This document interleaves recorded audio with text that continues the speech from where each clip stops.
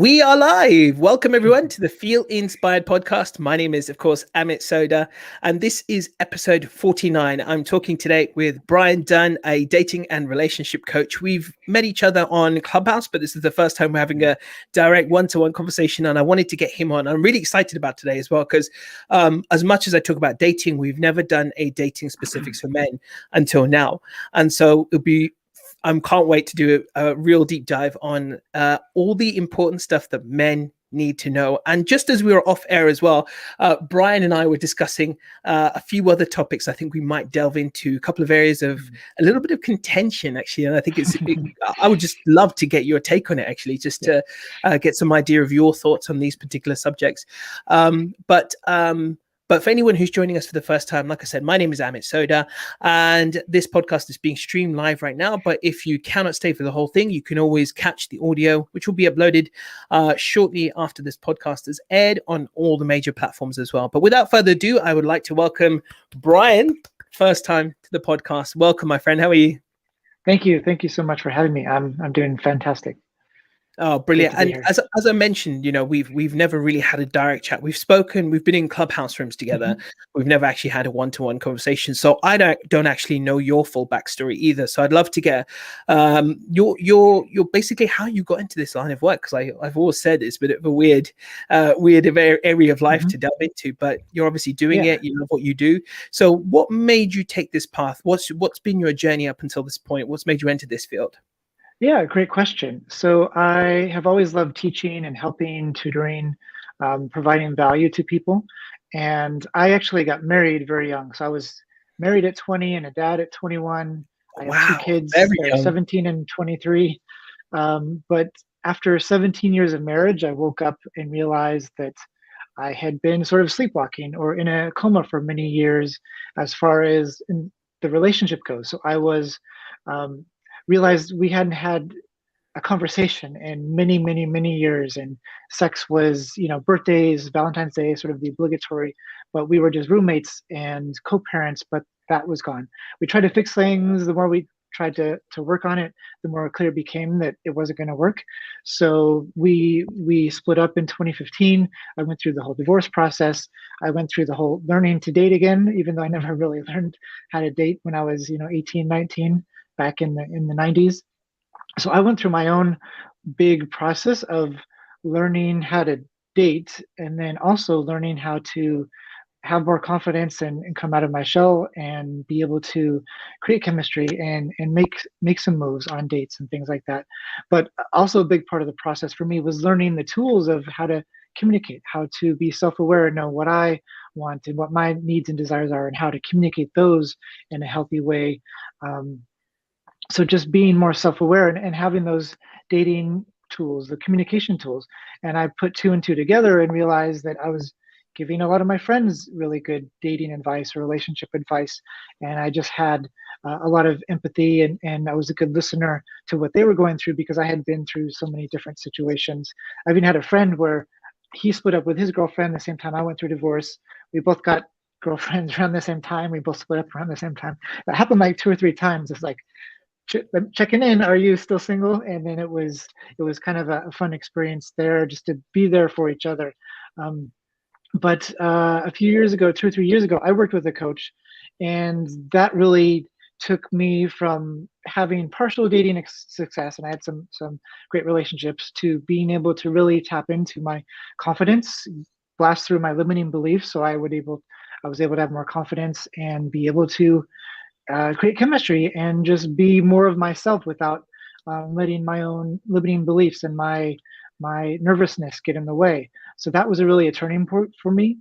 And then just over the years, wanting to do something more than what I've been doing, which is marketing. I've been at my company almost 15 years now, but wanting to be more than that and have more of a legacy, something that brings me joy and kind of satisfaction from life, more than just selling the products that I sell. So this has really been a fantastic journey for me, tapping into this side of me that's really what brings me joy and passion, and keeps me up at night in a good way, thinking about what's the content I can put out, what kind of article can I do, how can I what books can I read, and what more can I do to help my clients and the people that I work with. So it's And for long you, story, well, but yeah.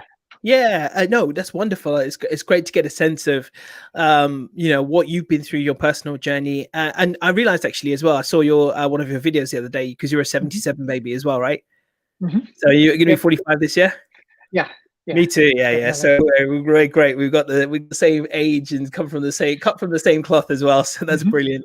So my question to you. So I guess dating is one of these things right now that it's very rare that you'll hear anything good said about dating apps, the Hmm. whole shebang.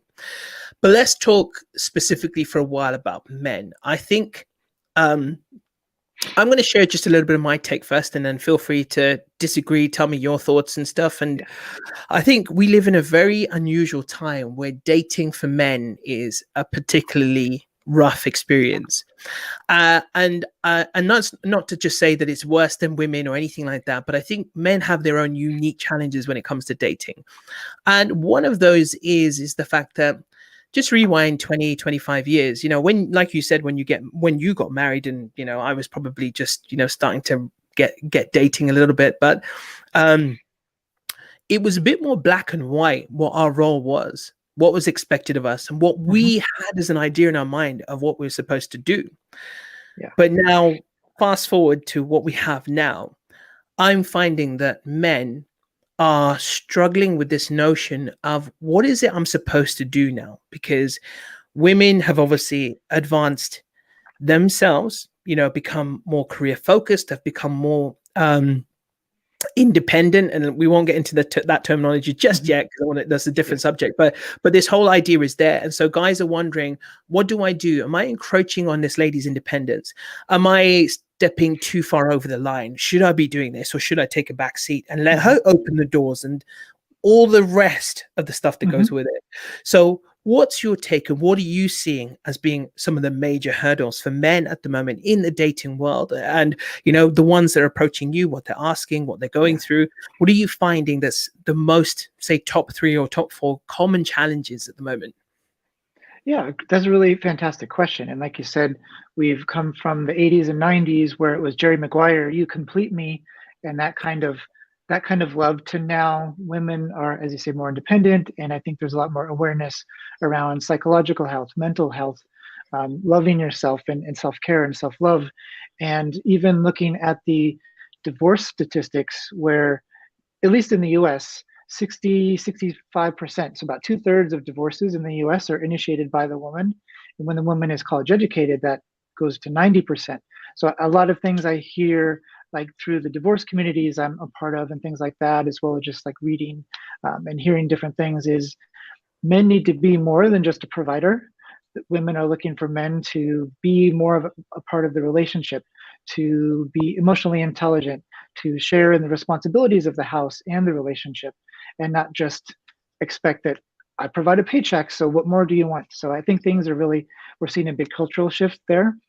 We've also had like the Me Too movement and things like that, where if men are scared about talking to women, I'm wondering what they were saying to women before that. But it's still kind of a time right now where it's a little bit dicey, and men might be a little bit more hesitant. And you have the two ends of the spectrum where I can't talk to women anymore, or I can talk to women like they're people. Or like the third, I guess, would be I don't want to talk to women because I don't want to come off as creepy. And so you have like three big buckets there. But I think the challenges are, um, I think we see this, it can depend on like the city or the place, but there is such a kind of discrepancy in a lot of cities. Like if you look at New York, there's about 40 to 50% more single women than men. And you see this on college campuses in cities where if you shift the percentage of men to women, then the dating market changes, and just the dynamics of the dating market. It's kind of like real estate where it's buyer's market, seller's market. And so, like college campuses or cities, you see more casual sex or more hookups versus like the suburbs or cities where there are less men. Seattle is a good example. I think Denver is another one where there are more, there are less, what is it? There are more men than women, or like the ratio is a little bit more equal. So you see less of the competition and the hookup culture, and more of a kinds of serious relationships. So I think I know the challenges men face are, um, one, we are in such a busy culture with work and work-life balance, and how do you find time to either go out and talk to people or be on dating apps, and how do you balance that with the demands of building a career and wanting to be established before you get into a relationship and marriage and be able to settle down and support a family. And a lot of times for men, that happens to be, at least in the U.S. and kind of the places I've seen more on the coastal regions, that's like mid 30s, late 30s. Sometimes you have men in their 40s or 50s realizing, wait a second, I wanna have some kids.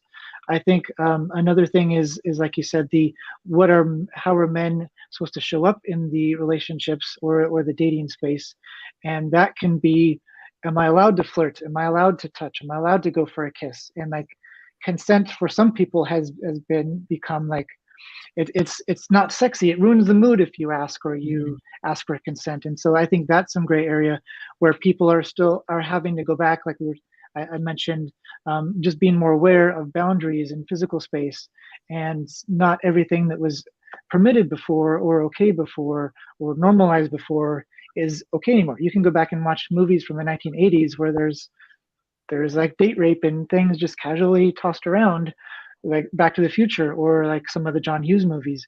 Now we live in a culture where that is not accepted. So I think we are seeing men be kind of caught between, what do I do? How do I approach this as like a gentleman, but not end up in the friend zone, because we still have this perception of men who, like, women go for the bad boys, and that's kind of the stereotype. And if and nice guys finish last, and then they're trying to find where they fit in the middle. How do I be a gentleman? How do I be nice without, getting ending up in the friend zone? So just navigating that space, I think, is a big challenge for a lot of people. And I was in that same boat. It's, how do I be a gentleman? And I never wanted to like be pushy or anything, but part of my journey was figuring out how I can be a gentleman and still show attraction and flirt, and not be pushy, but at least show that I'm interested, so they don't think I'm not interested. And then if there is no perceived interest, then that's really easy to chalk up to there's no chemistry, and then after a date or two, not really feeling any interest.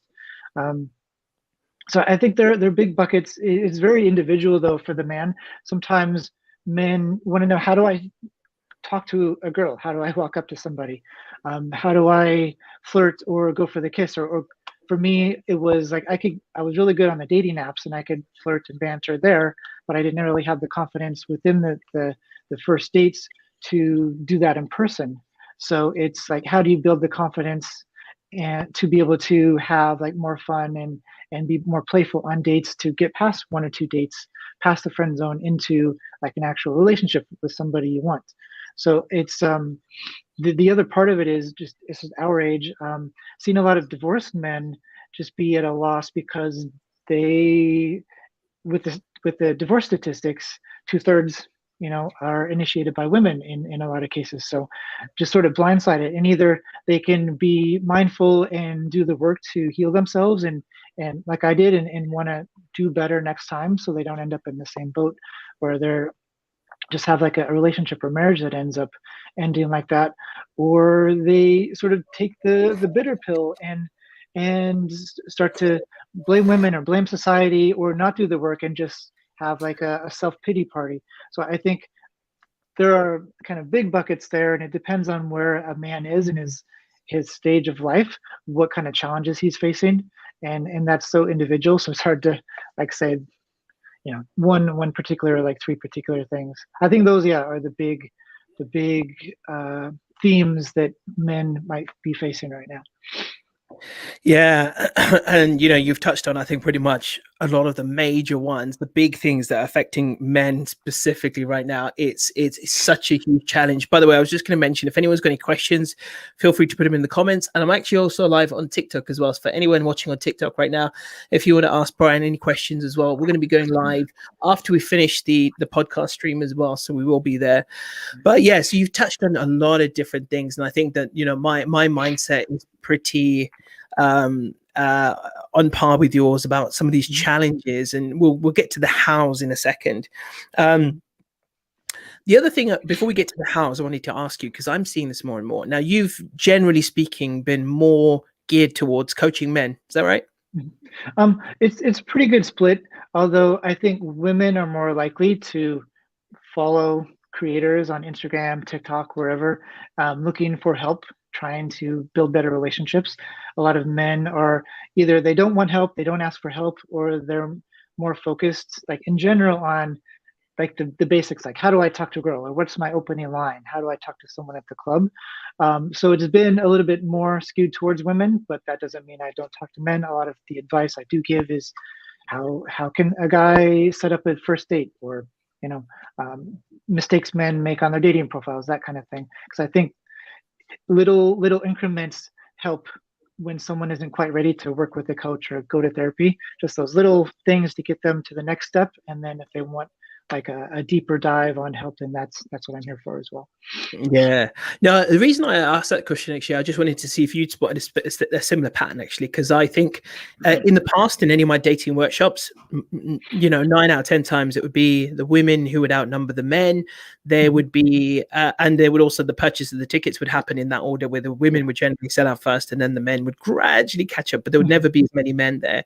Yeah. Whereas this year, that completely flipped for me. The male tickets out the female, and it's I'm loving it, because I think that obviously as a man, I'm a bit of a we're Gen X's, right? So I don't know about you, I still have a bit of my residual ego where asking for help is always a bit of a challenge. But it's great to see more and more men taking that initiative and actually reaching out to a coach to get that specialized help.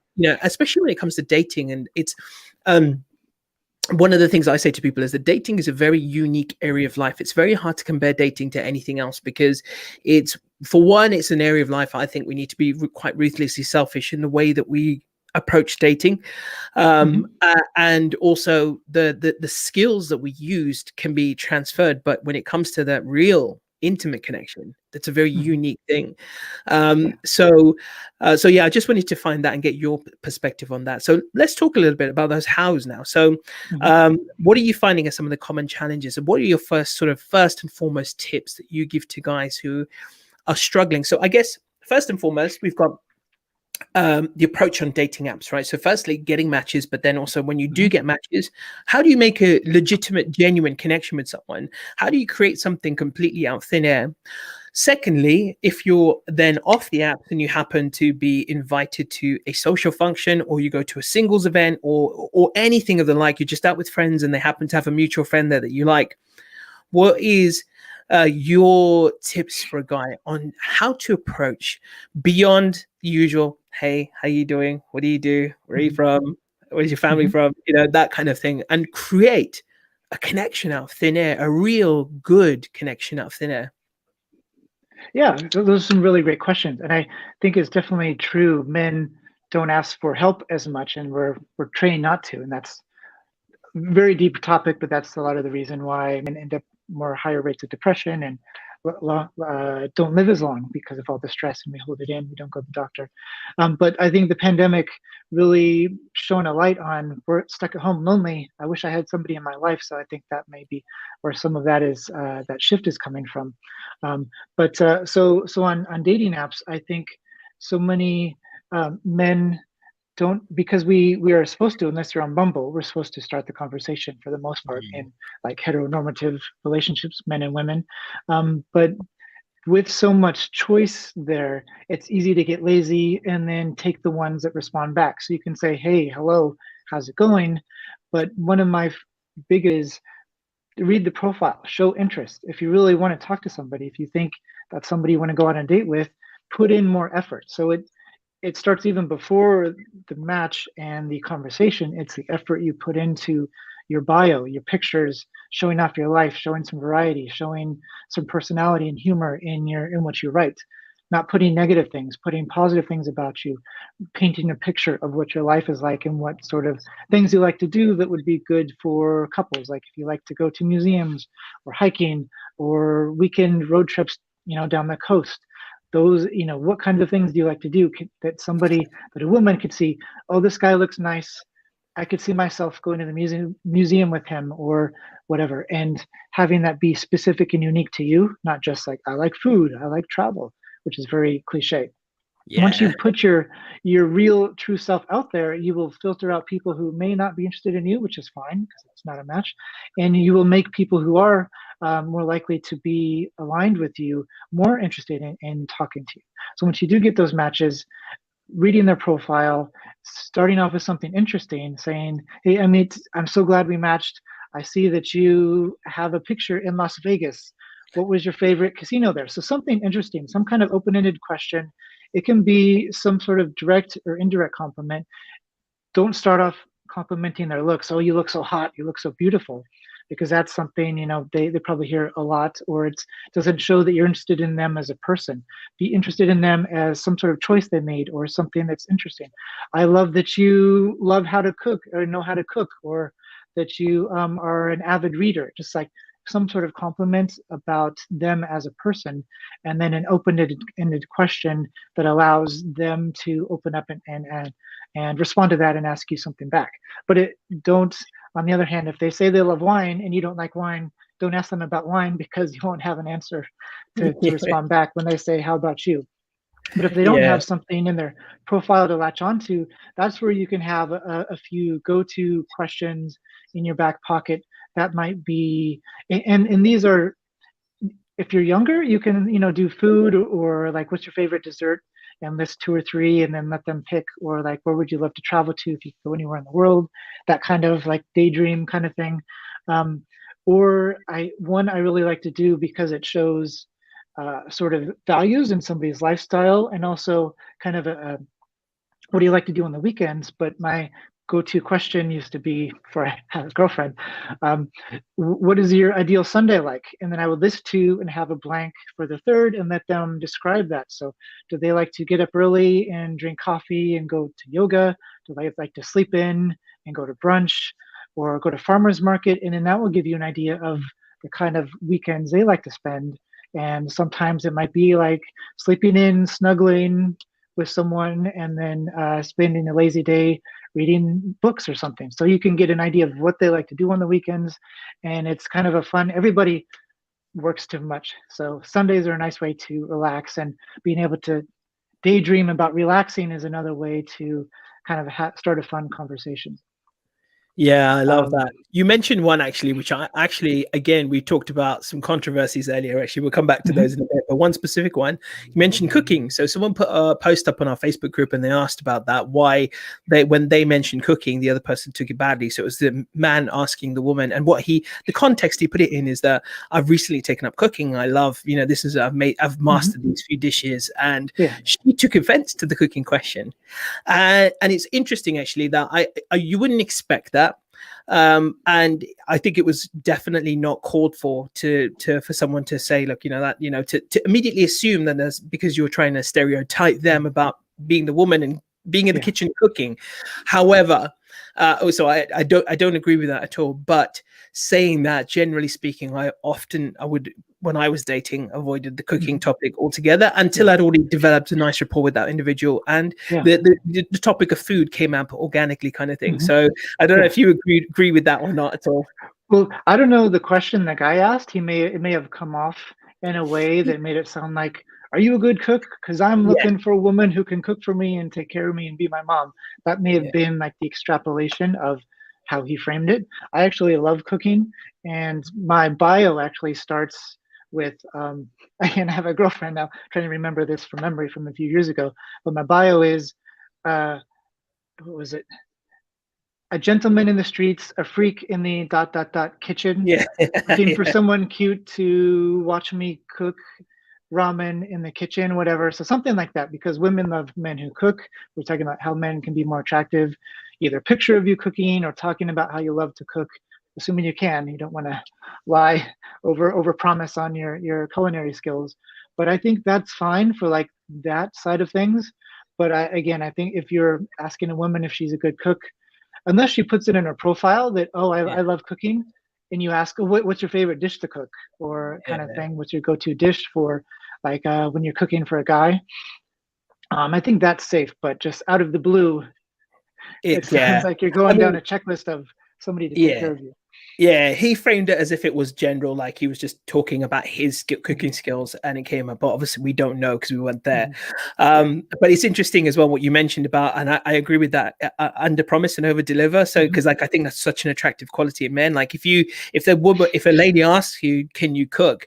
and you can Mhm. say, I can dabble a little, and it comes Mhm. to a time when you do prepare food for them, and you Yeah. absolutely, are like a master chef in the Mhm. kitchen. Yep. That for them, for a woman, as a woman, it's like drop dead attractive, isn't it? To Yeah. have Yeah. someone who's kind of downplayed their skills a little bit. Mhm. Yeah, and I just want to go back to the bio I mentioned a little bit before. Um, though I wrote it that way because rather than saying I like to cook, you can paint a picture in the kitchen watching me make ramen, and California people love ramen here, but just that paints a mental picture. So if you can show rather than tell, like instead of saying I love travel, you paint a picture. I love to cook, so rather than saying I love to cook, I paint a picture, and that allows somebody's imagination to start thinking, oh, I could see him in the kitchen, I can watch him cook. And yeah, so I think that's another tactic to put more effort in, and to stand out from the crowd rather than say I like cooking and sports and travel. Paint a picture that they can see themselves a part of. Yeah, and telling a story about it rather than it Mhm. just being Yeah, straight fire comments or questions, right? And yeah, like you said, painting the picture hmm, and emotionally as well. So, because obviously women are hmm, emotionally driven more, so you want to yeah, take them along for the ride. The yeah, emotion of you learning to cook and what it hmm, felt like to be able to get into the kitchen and yeah, create a mouth-watering dish and all of the rest of it, right? Creates yeah. that beautiful feeling for the other person. Yeah, and that's a great segue to how I wanted to answer your second question, which is like meeting in real life. So like walking up to somebody, the second part would be like the connecting emotionally. But the first part would be we put so much pressure on ourselves, like, oh, there's somebody cute. If I go talk to them, they might reject me. Well, they're not going to reject your hello. They're going to reject you putting them on a pedestal and wondering how you get from point A to point Z, and getting their phone number and having a date and maybe marrying them someday. We put so much pressure on that, when if you're just out in public and you need to ask somebody where the tube is, I think that's the word for the subway. Yeah. Where the subway exit, or the bathroom, or what time is it? We don't get scared about asking that. So I think if men can take a step back and just frame it as, I just want to go say hi, have a conversation, start a conversation. Doesn't even have to be a full conversation, but add something to their evening. If you're out in a bar, rather than thinking, oh, she's cute, how can I get her number, and then, or maybe take her home, or maybe have a date with her next week, think of it as to start a conversation. Give her a compliment about her hair or her outfit or her shoes or something, and find out something unique. So you can either add to her evening, or or make her evening better. So framing it that way, and being able to just walk up, say, "Hey, I just saw you. I wanted to come and say hi, and my name is," and then maybe it's a compliment about her jacket or shoes or something. And I think if we bring the goalpost closer in, that the success is being able to walk up and say hi, and start a conversation, rather than the end point of finding your soulmate. That's just way too much pressure. So if you can do that, there are steps you can do, because sometimes it is just about confidence and self-worth. And I could never do that, because that would be creepy. Women don't want someone like me to go up and talk to them, even though there's lots of men and women talking in that venue. So sometimes it takes a little bit deeper digging. But so you mentioned the emotional connection. It's not like, what's your favorite color, or what do you do, but you could say like, oh, what do you do, or what do you like about that job, and talk about the emotional aspect of whatever it is. And so maybe you have completely different professions, but the value, or like the reward they get out of it, is helping people or being creative, or it's something they've always wanted to do. And then you can come back and say, oh, this is what I like about my job, or you like being creative there. I have this creative outlet that I like to do because creativity is important to me. So you're connecting not on like the paper checklist, but you're connecting on the emotions and values in your life that gets a little bit stronger connection. Yeah, I think that's beautiful. You're absolutely right there. What do you say to guys when it comes to some of the, we talked a little bit about the do's, but also perhaps the don'ts?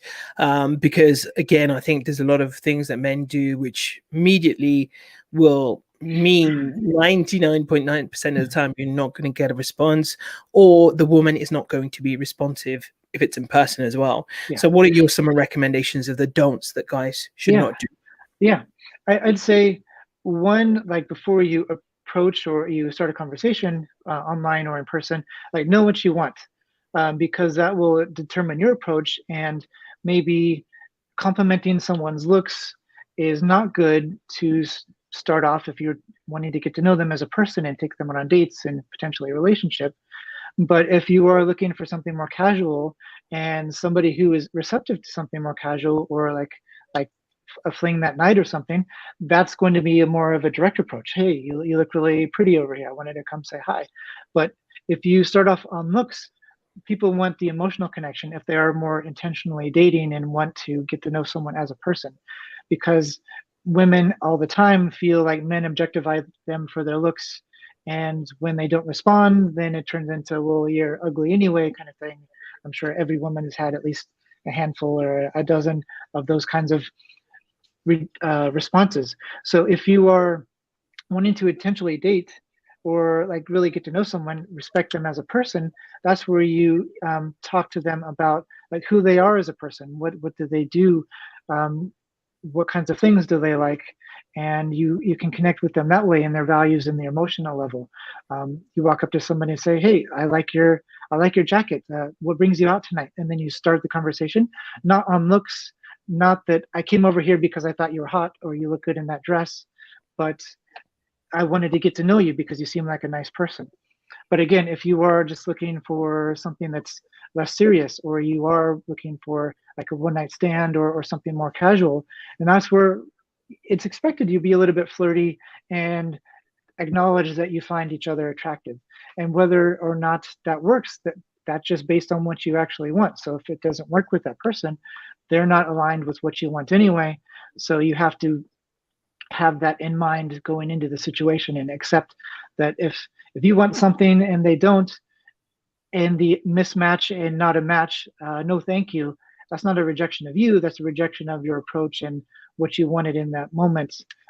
So that just has to be part of the mindset and going into it, because a lot of men, they think if somebody says no, then that's a rejection and they're a loser, and then they start down that downward spiral where even like the best looking guys, it's like maybe 1 in 4 or 1 in 5 will actually be like a reciprocated interest. So just knowing that it's a numbers game and not everybody's going to like you, but the ones that do, you want them to like you for you and be aligned on what you are after, what you are looking for. And I think that's a powerful distinction to make as well. What you mentioned, they're not rejecting you, they're rejecting your approach. And that is like, I think it just, that is a soundbite on its own for a guy to remember. It's such a powerful thing. They're not rejecting and they you. don't know you. Yeah, they have They have don't know no you as idea. a person. And They've a known you lot for of, like 5 seconds. yeah, and so many guys have this pre-assumption of themselves that maybe I'm being rejected for the way I look, or it's this, that, the other. They've already got these preconceived ideas about themselves, and then they attract that outcome, and they're wondering, why do I keep attracting this outcome? Well, you're thinking it for one thing, and so I don't know about you, but I'm quite an advocate of there's no substitute in this field for practice. And I know it sounds strange, like where the hell are you supposed to practice? But one of the things, I don't know about you, was I would go up if I practiced on speed dates. Were great ways to practice, actually, because you end up speaking to 30 women in one night in quick succession. So that's a great time to practice, actually. But in addition to that, I would always use opportunities like chatting to the barista at the coffee shop and using that as my flirt time, and just to kind of try different conversations, see what she responded to, what worked, what didn't work. And sometimes that actually ended up in being dates as well. But it was using those opportunities, because again, it's like the way I say it to guys, it's like anything.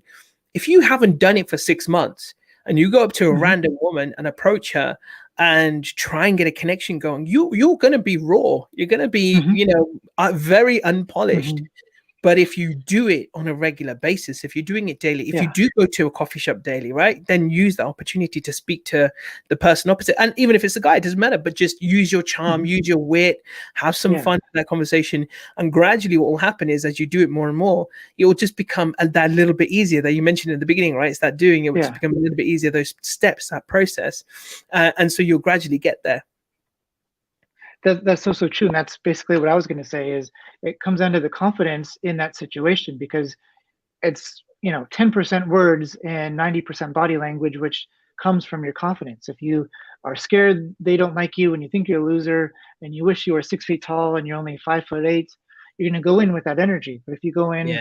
confident in yourself and you're not dependent on their approval or their acceptance of your advances, then that's a lot more attractive, because it's the confidence, the energy. And just like you said, you don't you don't start running the day of your marathon. You have to train and get warmed up to do it. And so those kinds of social situations are perfect. We've been stuck indoors for a couple of years. You can't go outside and expect the first person you meet to for you to be ready and warmed up. And even like going out and having the first person you talk to be like the hottest girl in the club, you want to talk to the bartender, talk to people around you, start those conversations so you can get your social muscles warmed up, get your energy in a good place. So by the time you do go talk to the one you really have your eye on in the club, then you're warmed up and you're more loose. That's such great advice. I love that. So true. I love that social muscles. It's so true. Right. I was speaking with a client yesterday, and he lives in London, so he's not that fast. I said, look, one of our sessions, you and I will go out and we'll go just to chat to some strangers. To be honest, even if I do it now, I'm going to be rusty, and I'm quite a polished person when it comes to this kind of stuff. Hmm. I'm very outgoing, and I'll just chat to any random stranger. My wife and I have a dog. We got a dog about nearly 18 months ago, Hmm. and when you're a dog owner, you chat to every other dog owner you That's see on yeah. the walk, right? So it's good practice. I've kept it up in that Hmm. respect. But I know if I just start a random cold conversation with a stranger, it'll be a little bit uncomfortable at first. But I'm willing to Yeah. go and make a few mistakes till I get back into the swing of things, and then gradually I know I'll get there. Hmm. But it's true. There's no substitute for just doing it, going out there and using any opportunity for practice and just creating connections with people. And then when Yeah. you've done it a few times, it just becomes that little bit easier. And I think that's where giving a compliment without any sort of expectation of anything in return is a great way to leave an opening. So you can say, "Hey, I really love your jacket. Just wanted to let you know and have a nice day." So having that really, there's no confrontation, there's no expectation. It's you're just giving them a compliment, and this, if they start talking to you, then great. But you're not going up and putting them on the spot. "Hey, I'm over here to have a conversation with you." So I Mhm. think there are ways to go about that. Some people who are more advanced, they can like turn anything into like a conversation. But if you just walk by somebody, say, "Oh, I love your hair, or I love your jacket, or I love your shoes," because people take pride in the things they choose for Yeah. themselves, like how they present themselves, the clothes they pick. If you say smile, that's something they were born with. Eyes, Yeah. it's maybe less like sexual. um, but if you're complimenting on their body, that's something that they were born with, but something that they chose to and they put effort into. You're rewarding them for the choices and the kind of the way they're putting themselves in the world. Or even something like, I love your energy, keep shining. Hmm. Yes. Yeah. Just yeah, simple things like that just can Hmm. just work wonders, right? And just spark, who knows what kind of conversation will emerge from that as well. It Yeah. may end up being nothing, or it could be something, Yeah. but at least And you. Sorry, go on. I was going to say, and that comes from a place of giving to someone. You are giving them energy. You're giving them, making their day a little bit better. When you are going about things and trying to take, I'm going to go treat them as the enemy I have to go conquer and get a number. And yeah, I got 10 numbers today. You are sort of going into the world and attacking. And that can be one mindset. But if you go into the world, go out into public thinking, I want to make people's day better. And you build up that energy and you are giving to them, they will see that, and they, because people remember how you make them feel more than what you say. So you could say the most brilliant thing, but if you make them feel like kind of like small or self-conscious, that's going to be what they remember. And oh, this guy, he was such a jerk and he said this thing. But if you make them feel good about themselves, they're going to want to be around you. They're going to want to talk to you more. They're going to spend more time with you because they like how you make them feel. Yeah, that's beautiful. I like that as well because your energy speaks more than your words. So, so true. So, what would you say are some really good general tips for guys? So, as a man re-entering the dating world, perhaps you had a break, perhaps you had a break up, and you've just sort of got back into the swing of things, and you've entered this modern dating app swipe world. What are the main tips you give to any guy who's kind of just starting to get back out there? And even profile tips, or Yeah. like creating those conversations and stuff, specifics, and how to any of your unique tricks that you've used, and your thoughts on like even chat up lines as well. So what would you say to any guy who's just getting back out there, wanting to make the most of their now being back out and dating? Yeah, great question. I will start though with kind of doing some self work and just very briefly, because if you go through a divorce or breakup and then you get back out there and the only thing you have going on in your life besides work is dating, then there's not a lot to talk about, and you are putting so much dependence on how dating goes for your emotional well-being and your emotional balance. So I'd say like the first thing is to reconnect with your friends if you haven't been out with them. Have things going on in your life, your hobbies, your interests, fitness, walking, or CrossFit, whatever it is. Have that going on in your life so you have some stability in your life to help you through that, like the dating process. But for dating, like setting up your dating profile, I would say first picture, a good clear headshot, no glasses, no group shots, no fishing, unless that's like your job or like something you do every weekend. But like no dead animals is a pretty good way to go as like a general rule of thumb. But have one picture of your clear face, smiling or not looking creepy. So many guys take like awkward selfies, and that as a first impression is not good. You want to give off that good energy. Second picture, like a full body shot of you doing something, so they can see what you look like. And then the rest should be pictures that show off you in your element, doing things that you like to do with friends. Not more than not more than one or two group shots. Don't have any pictures with like a woman cropped out that look like his ex. He doesn't have any other pictures of himself besides his ex-girlfriend. One just showing variety, showing what you like to do. Don't put in things that you did once 5 years ago, but you're sort of saying, I like hiking, so I can look cool, but I don't really go hiking. Things that are ways to show off a little bit without having the shirtless mirror selfie, gym selfie. So I did a few Spartan races a while back, but I had a picture of me hanging like on the monkey bars, like going across, and my arms look really great. So I'm not there sweaty in the gym, kind of showing it off that way, but I have this picture, shows me strong, shows my arms, and shows me in my element without being douchey or like sleazy and like what's this. So having a way to show you be fun, like somebody who's got a great life going on.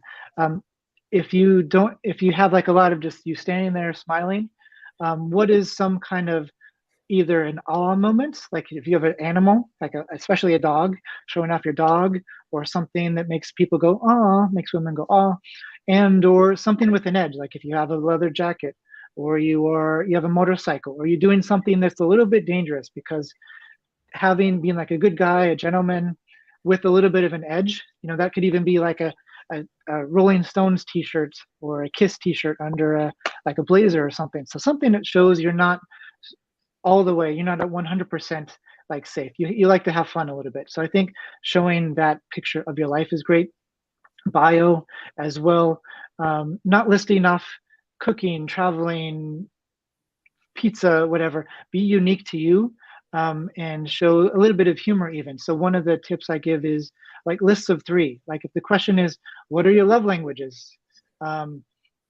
Quality time, physical touch, and chocolate chip cookies. It's like one I would use sometimes. I So love one that. that shows some humor. And also if you're intentionally dating and you want someone for a relationship, showing that you understand love languages, or painting pictures of scenarios that are more date oriented or relationship oriented is a good way to send that message without saying, I'm looking for a serious relationship. If you're talking about weekend getaways and someone to travel with, that is something, 3 months down the line. That's not, I'm just here to meet people and have fun, which is like on the opposite side of the spectrum. So the list of three, showing some humor.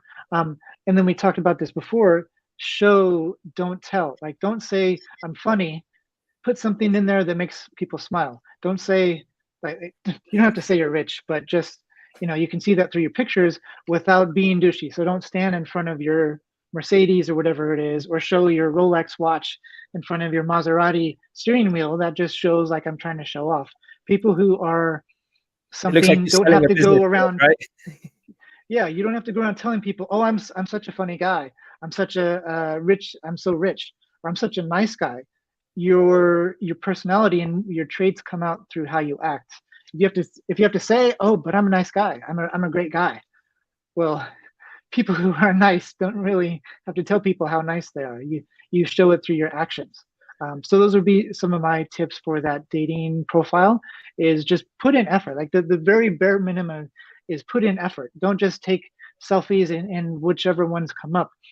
You can even have your friend or your sister, your female friends or your guy friends. Hey, I just, you Becca and I broke up 3 months ago. I want to get back out there. Would you mind taking a few pictures of me? So don't be embarrassed about it. Get some good pictures. And even your phone has like a selfie timer. So rather than like taking a selfie at an awkward angle and then you're just got a funny look on your face, stand it up somewhere, go back, and then set the 10-second timer and do something. And it will take like a burst batch of pictures for you, and you pick the best one. But just being able to be natural, smile, and that energy and that attractiveness will come through, because people are so much more attractive when they're smiling and like a genuine smile than kind of that awkward, grumpy look on their face. It's kind of like a awkward angles. Like, this is not The, attractive, but the Chandler you smile. yeah. Yeah, yeah, Or like, exactly. yeah, you want that energy because that's that first impression people see. Yeah. And then yeah, so once you do get the match, and start that conversation like we talked about before, showing interest in the person more than just like a hey, hello, how was your weekend? Because if you say hey or hello or how was your weekend, they respond, and then you're back at square zero. Okay, now what conversation do I start? And if they get 10 or 20 or 30 people also saying hello, how was your weekend, they're going to get tired of saying my weekend was fine, how about you? And Yeah. that's so boring. I mean, in person, like with a friend, hey, how's your weekend? That's live, that's right there. It takes like 5 seconds. But putting in the effort and seeing how boring that can be. So my suggestion is always right off the bat, show interest, show effort that you read the profile, ask something about them that you're interested in, and be excited that you matched, because people in general, but women, everybody wants to feel seen. They want to feel special. They want to feel like you are interested in them as a person, and not just going through the motions trying to get somebody to respond to a hey text on a dating app. So I think that's a great way to start, and then just continue to show that interest. Lastly would be, and then we can go into the other questions, but if you get a good back and forth, 3 4 5 texts or questions, like within 10 12 messages over the course of a day or 2 3 days, don't keep talking. No one wants a pen pal, so make the move. Women want confidence and being able to be decisive and go after what they want. So if the conversation is still going, say, hey, I'd love to answer that. It's a really long answer. Why don't we talk about this over drinks on Thursday? Or, you seem really cool, I'd love to talk to you more, and let's go out next week. So move to the date sooner rather than later, because again, if they are talking to 2 or 5 or 10 other people on the dating app, they're going to go out with the people who ask them out. They're not going to sit around and wait forever for somebody to get around to eventually in 3 weeks or whatever, to ask them out. So got to be decisive, and yeah, nobody wants a pen pal. Yeah, that's so true. And for anyone who's not aware, the law of three, when it comes to, that's a real legitimate comedy technique as well, in terms of actually doing a list of three and making the third one a little bit of a surprise, a little bit of a an outlier answer, and just it will catch people off guard as well. It's a great way of getting that Yeah. attention, and in disrupting their pattern as well, so that they kind of Yeah. like, oh, that's interesting, it's different, Mhm. rather than thinking that they're already the thing is, our brain is pre-programmed to see the third standard answer, but when it's Mhm. something different, that's where it Yeah. interrupts our pattern as well. So I love that. I think that's a great answer.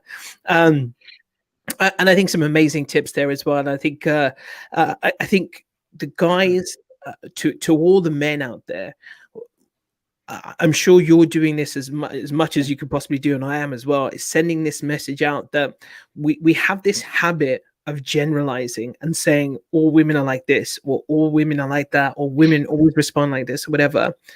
But we generalize, but we forget sometimes that when we then do approach someone, it's an Mm-hmm. individual human being with their own feelings, emotions, shit going on, whatever you want to say. Mm-hmm.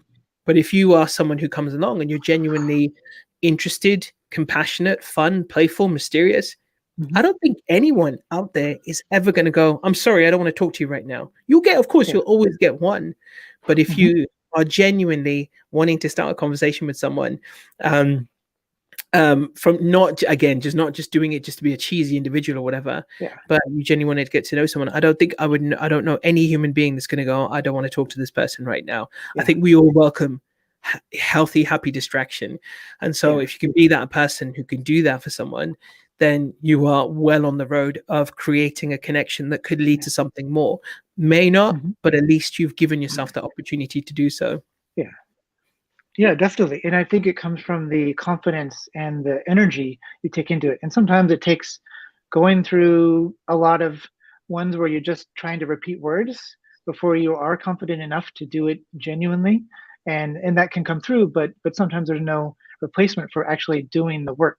But yes, people do want to be seen as an individual and not somebody that somebody's approaching to repeat a script that they've said to 10 other girls that night or something. So being able to be genuine and confident, and it all comes down to that confidence. And sometimes it is a deeper work to build your own self-worth and self-confidence.